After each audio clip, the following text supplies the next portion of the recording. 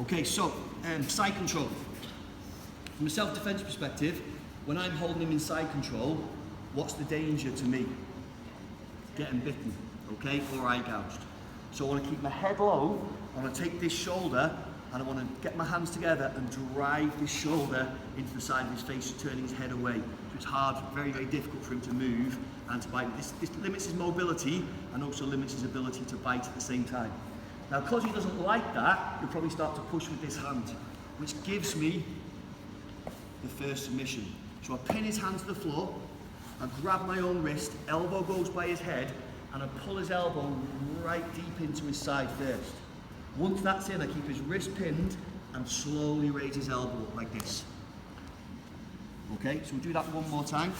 So as I'm driving my shoulder in, he doesn't like it, so he pushes. I isolate it and pin it to the floor. I grab my own wrist, pull this nice and tight into the side, and then I raise his elbow up to put pressure on there. Now he doesn't like that, so he extends his arm out. So I just follow it. I keep his elbow across the bridge of my arm, I push my hand down, and again slowly put pressure on here. It's not a very strong technique, we just give him a little bit of jip. But he doesn't like it, so he starts to turn his arm down. So I switch hands, slide along. If his elbow's not bending, I'll use my elbow to augment it to bend. I come underneath and grab hold of my own wrist again. Keep this tight, but not tight enough he can grab hold of his clothes, because that gets rid of the technique. I want it tight to his body, but not that tight. So we keep it a little bit away from the body here. Good strong grip on it. Elbows in nice and tight, knees in nice and tight. From here I'm going to switch my hips, and I'm going to step over his head to keep his head down. I sit back to create space, because the space, I want to put his arm into that space for the Kimura. Okay?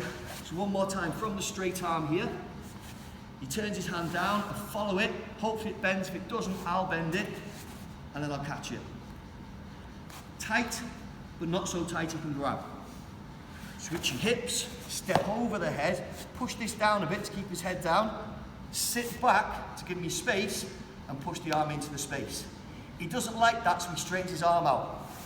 So I capture it, and go back to my nice strong side control position. If I've got clothes on, I'll grab it. If not, I'll just grab my shoulder.